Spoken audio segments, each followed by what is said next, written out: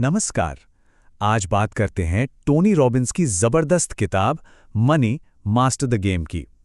हम समझने की कोशिश करेंगे उस शक्तिशाली फाइनेंशियल फ्रेमवर्क को जो उन्होंने दिया है। सच पूछिए तो ये एक ऐसा ब्लूप्रिंट है जो किसी को भी फाइनेंशियल फ्रीडम हासिल करने में मदद कर सकता है। तो चलिए शुरू करते हैं। फाइनेंस की दुनिया अक्सर एक बहुत ही कॉम्प्लेक्स और डरावने खेल जैसी लगती है ना? कभी ऐसा महसूस हुआ है कि ये एक ऐसा खेल है जिसके रूल्स किसी और ने बनाए हैं और हम सब बस उसे खेलने की कोशिश में लगे हुए हैं। और यहीं से ये सवाल उठता है, क्या ये पूरा फाइनेंशियल गेम हमारे खिलाफ ही बना हुआ है? ये एक ऐसा सवाल है जो बहुत लोगों के मन में आता है।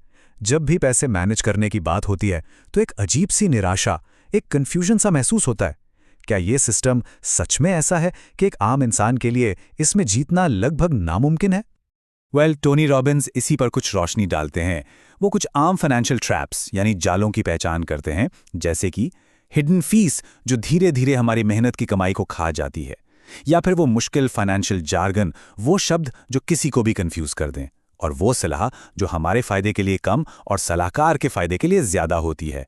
ऊपर से मार्केट की वॉलेटिलिटी, ये उतार चढ़ाव जो हर पल हमारे सब्र का इम्तिहान लेता है, ये सारी चीजें मिलकर एक एवरेज इन्वेस्टर के लिए मुश्किलें खड़ी करती हैं।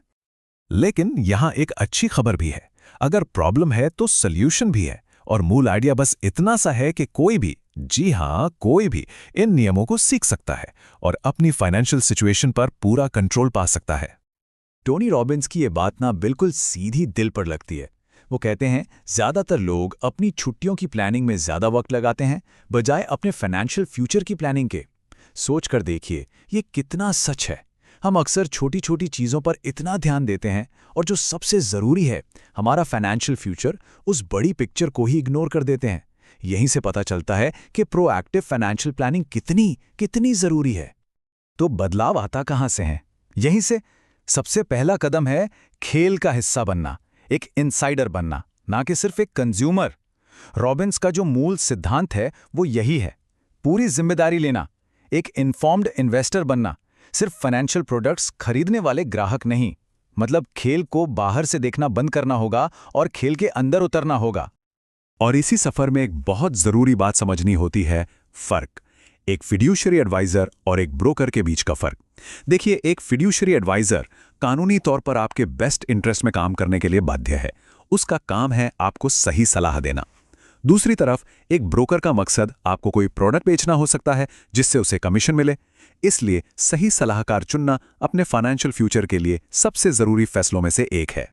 तो चलिए अब आते हैं उस असल ब्लूप्रिंट पर। रॉबिन्स ने जो 7 स्टेप का प्लान दिया है उस पर। ये इस किताब का, कह सकते हैं, दिल है। एक सीधा एक्शन लेने लायक प्लान जो फाइनेंशियल गोल्स तक पहुंचा सकता है। तो ये हैं वो 7 सिंपल स्टेप्स। पहला, इनसाइडर बने। दूसरा, अपने नंबर्स जाने। तीसरा, सेविंग्स को ऑटोमेटिक बनाएं। चौथा, एसेट एलोकेट और डाइवर्सिफाई करें। पांचवा, एक लाइफ टाइम इनकम प्लान बनाएं। छठा, 0.001% अमीरों की तरह इन्वेस्ट करें। और सातवां, गिव बैक यानी वापस दें। ये पूरा प्लान एक रोड मैप जैसा है। एक एक करके हम हर पड़ाव को पार करते हुए आगे बढ़ते हैं। इन सब में से चलिए स्टेप 3 पर थोड़ा फोकस करते हैं, क्योंकि शायद ये सबसे ज्यादा जरूरी है। ये एक सिंपल सी आदत से शुरू होता है। सेविंग को चाहिए नहीं, बल्कि एक जरूरत बनाना। लगातार और ऑटोमेटिक सेविंग ही वेल्थ क्रिएशन का असली इंजन है। इसे एक ऑप्शन की तरह नहीं, बल्कि एक नियम की तरह अपनाना होगा। बस यही पहला और सबसे बड़ा काम है। चलिए एक छोटा सा उदाहरण लेते हैं। मान लीजिए हर महीने सिर्फ 15,000 रुपए की बचत से शुरुआत करते हैं। सुनने में ये एक छोटी मैनेजेबल रकम लगती है ना? ये सिर्फ एक स्टार्टिंग पॉइंट है। लेकिन अब जरा जादू देखिए, कंपाउंडिंग का जादू। 30 सालों में यही छोटी सी रकम 3.5 करोड़ से भी ज्यादा बन सकती है। जी हां, ये दिखाता है कि लगातार और डिसिप्लिन्ड इन्वेस्टमेंट में कितनी ताकत है। असली खेल समय और कंसिस्टेंसी का है। ओके, तो अब बात करते हैं स्टेप 4 के एक कोर कॉन्सेप्ट की, एसेट एलोकेशन। सुनने में भारी शब्द लगता है, पर मतलब बहुत सिंपल है। अपनी सारी इन्वेस्टमेंट एक ही जगह मत रखो। ये ठीक वैसा ही है जैसे कहते हैं ना, सारे अंडे एक ही टोकरी में नहीं रखने चाहिए। अपने निवेश को स्टॉक्स, बॉन्ड्स, रियल एस्टेट जैसी अलग-अलग जगहों पर फैलाने से होता यह है कि अगर एक जगह नुकसान भी हो तो दूसरी जगह से उसकी भरपाई हो जाए। ये रिस्क मैनेज करने का सबसे बेहतरीन तरीका है। चलिए अब चलते हैं अगले सेक्शन पर, अरबपतियों की प्लेबुक। यहां हम ये देखेंगे कि कैसे टोनी रॉबिन्स ने दुनिया के सबसे बड़े, सबसे कामयाब इन्वेस्टर्स की विजडम को कुछ बहुत ही सिंपल प्रिंसिपल्स में बदल दिया है। ऐसे प्रिंसिपल्स जिन्हें कोई भी अपना सकता है। इस प्लेबुक का पहला नियम आता है वॉरेन बफेट से, जो शायद दुनिया के सबसे महान निवेशक हैं। वो कहते हैं, चीजों को सिंपल रखो और सिर्फ उसी में इन्वेस्ट करो जिसे समझते हो। मतलब उन कॉम्प्लिकेटेड इन्वेस्टमेंट्स के पीछे भागने की कोई जरूरत नहीं है जो समझ से ही बाहर हो, क्योंकि असली सफलता अक्सर सबसे सिंपल चीजों में ही छिपी होती है। तो इस सलाह का सीधा साधा मतलब क्या है? एक्शन क्या लेना है? यही कि कम लागत वाले डाइवर्सिफाइड इंडेक्स फंड्स का इस्तेमाल करें।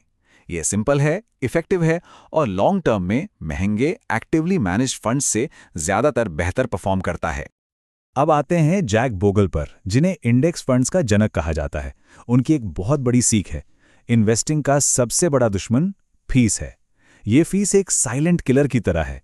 ये धीरे धीरे बिना हमें पता चले हमारे रिटर्न्स को, हमारी वेल्थ को खा जाती है। तो यहां से क्या सीख मिलती है? यही कि अपनी ग्रोथ को मैक्सिमाइज करने के लिए अपनी कॉस्ट को मिनिमाइज करना होगा। हमेशा हमेशा इस बात पर नजर रखें कि आपके इन्वेस्टमेंट पर फीस कितनी कट रही है, क्योंकि याद रखिए, हर बचाया हुआ पैसा असल में कमाया हुआ पैसा है। और फिर है रे डैलियो, जो कहते हैं हर चीज को डाइवर्सिफाई करो। वो ऑल सीजन्स पोर्टफोलियो का एक कमाल का कॉन्सेप्ट देते हैं। मतलब एक ऐसा पोर्टफोलियो बनाओ जो हर मौसम में, हर इकोनॉमिक माहौल में अच्छा परफॉर्म करने के लिए डिजाइन किया गया हो, चाहे बाजार ऊपर जाए, नीचे गिरे या एक जगह पर ही टिका रहे। तो इसका टेक अवे क्या है? एक ऐसा पोर्टफोलियो बनाइए जो किसी भी तूफान का सामना कर सके। डेलियो की स्ट्रैटेजी सिर्फ प्रॉफिट कमाने पर फोकस नहीं करती, बल्कि रिस्क मैनेजमेंट पर जोर देती है, इस बात पर कि किसी भी आर्थिक मौसम में आपका पोर्टफोलियो टिका रहे। चलिए, अब हम अपने डिस्कशन के आखिर में आ गए हैं।